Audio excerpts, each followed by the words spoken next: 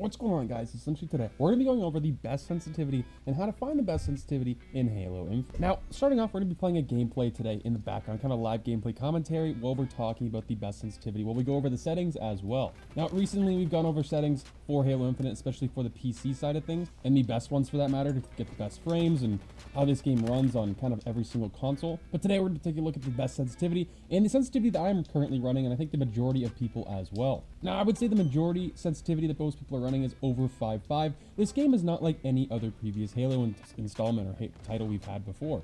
You're going to take a look at Halo 5, for an example, if you're coming from that game. Most recent, I guess you could say. Most people played it like 4.4, 3.4, you know, with 1 Excel. I turn Excel off completely. I don't play with dead zones. I don't play with anything that excels my aim whatsoever. This is not just for controller. This is also for keyboard and mouse as well. So mouse excel as well as, you know, excel on your controller is just not a good idea in my personal opinion. Anything that excels anything with an extra delay could have that possibility later down the line. Or let's just say you get a new console set up one day, you don't know what Excel you played on, it's going to actually make a huge difference, especially in this game.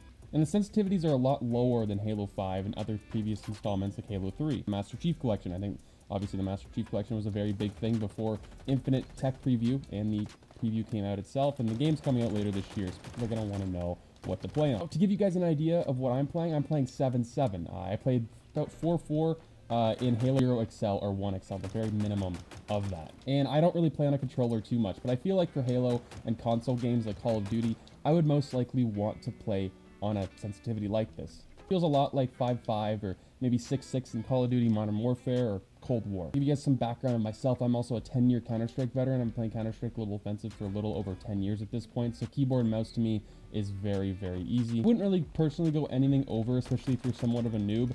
Anything over like 8.8 for a lot of people. That'd be the max for most people, because at 8.8, it's actually a big difference between 7.7 actually this year. For some reason, the sensitivities max out at a lower sensitivity, so you can't really adjust as much as you would like to, I don't think. Turn all this stuff off, pretty much all the BS stuff you want to turn off because you don't want it on. Dead zones I turn off completely because I feel like anything that adds on to your controller is just not good, and obviously dead zones are good if you have a sway in your controller.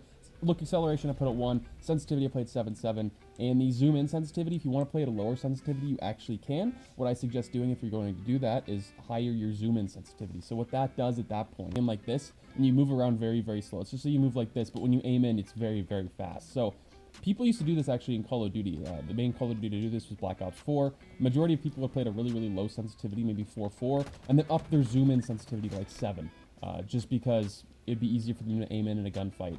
Rather than, having to move around very, very slowly all the time. So you can get around to start abusing that. If you're playing on keyboard and mouse, like right now with the mouse, you're going to be switching over here. What I suggest doing on your mouse pad is pick a sensitivity where if you go across the entire mouse pad, you're going to end up at the exact same point you started from the beginning. That's my suggestion to that. So once again, we're going to start off at this pillar. Use this for an example. It's kind of swaying because I am using a controller and keyboard at the same time, but we're going to go like this, and boom, we're right there. So that's the sensitivity you'd probably most likely want to play at. That's probably most comfortable for a lot of people because you kind of get an idea of, you're playing all fields with a keyboard and mouse at that point. You're playing at long range, you're playing at short range, and it feels really, really comfortable, I think, for most people. If you want to play at a higher sensitivity, you can. I would start out at a lower one, then up it every single day if you're not comfortable with it still. And once you find the sensitivity that you're actually doing pretty good with and you're actually very consistent with, that's the point. Consistency. Consistency is key, especially with aiming.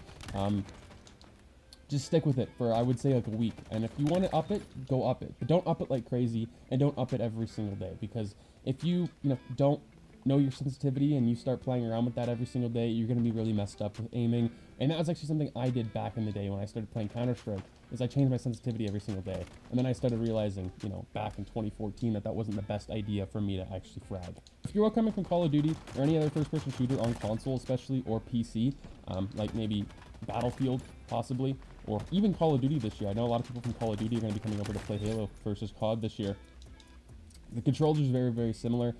Obviously, you have your abilities with your right bumper, and then you have your nades with your left bumper, whatever your abilities are. And you can also, if you played like Halo 3, Halo Reach back in the day, and you want to play the OG, like classic Halo tactical version of this. What that means is, in Call of Duty, you can play tactical, where if you click the knife button where it should be the right trigger, the right click, that will crouch or zoom or whatever you want to do to play it like that. You don't have to play Halo the way I play it, but this is just the most ideal in my opinion, especially for newer players. I don't think it's worth trying to play and learn a whole different thing for a different game. If you guys are new to the channel, hit that like button and subscribe for more Halo Infinite content and news.